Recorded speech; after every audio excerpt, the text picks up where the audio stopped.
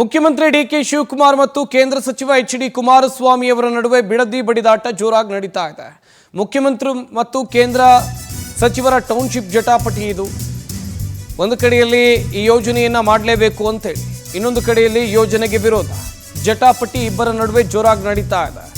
Bidadi township ನಿರ್ಮಾಣಕ್ಕೆ ಕೇಂದ್ರ ಸಚಿವರು ವಿರೋಧವನ್ನು ವ್ಯಕ್ತಪಡಿಸ್ತಾ ಇದ್ದಾರೆ.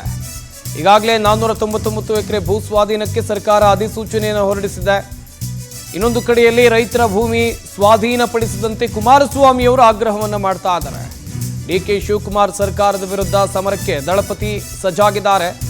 ಸರ್ಕಾರದ ವಿರುದ್ಧ ಹೋರಾಟಕ್ಕೆ ಸಜ್ಜಾಗಿರೋದು ಅನ್ನದಾತರು.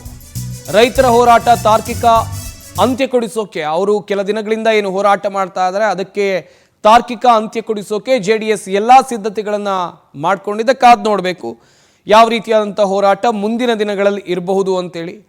ಡಿಕೆ ಶಿವಕುಮಾರ್ ಮುಖ್ಯಮಂತ್ರಿಗಳು ಹಿಡಿದ ಹಠವನ್ನು ಬಿಡುವಂಥ ಲಕ್ಷಣಗಳು ಕಾಣ್ತಾ ಇಲ್ಲ. ಬೆಂಗಳೂರು ಅಭಿವೃದ್ಧಿ ಆಗಬೇಕು, ಹಾಗೆಯೇ ಬೆಂಗಳೂರು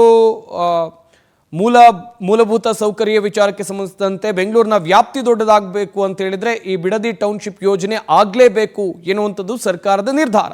ಆದರೆ ಇದಕ್ಕೆ ಕೇಂದ್ರ ಸಚಿವರಾಗಿರುವ ಕುಮಾರಸ್ವಾಮಿ ಅವರು ಯಾಕೆ ವಿರೋಧವನ್ನು ವ್ಯಕ್ತಪಡಿಸ್ತಾ ಇದ್ದಾರೆ ಅಂತ ಹೇಳಿದ್ರೆ, ರೈತರ ಫಲವತ್ತಾದ ಭೂಮಿ ಈ ಟೌನ್ಶಿಪ್ ಯೋಜನೆಗೆ ಹೋಗುತ್ತೆ. ಇದನ್ನೇ ನಂಬಿಕೊಂಡು ರೈತರು ಜೀವನವನ್ನು ನಡೆಸ್ತಾ ಇದ್ದಾರೆ, ಇದನ್ನೇ ನಂಬಿಕೊಂಡು ಬದುಕನ್ನು ಸಾಗಿಸ್ತಾ ಇದ್ದಾರೆ. ಈ ಭೂಮಿ ಒಂದು ವೇಳೆ ಟೌನ್ಶಿಪ್ ಯೋಜನೆಗೆ ಹೋದರೆ ಮುಂದೆ ರೈತರ ಕಥೆ ಏನು, ಪರಿಹಾರ ಹಣ ಸಿಗುತ್ತೆ ಎಲ್ರಿಗೂ ಕೂಡ. ಆದರೆ ಆ ಪರಿಹಾರ ಹಣವನ್ನು ಇಟ್ಕೊಂಡು ಏನು ಮಾಡಬಹುದು, ಹೀಗೆ ಅನೇಕ ರೀತಿಯಲ್ಲಿ ಪ್ರಶ್ನೆಗಳು ಇವೆ.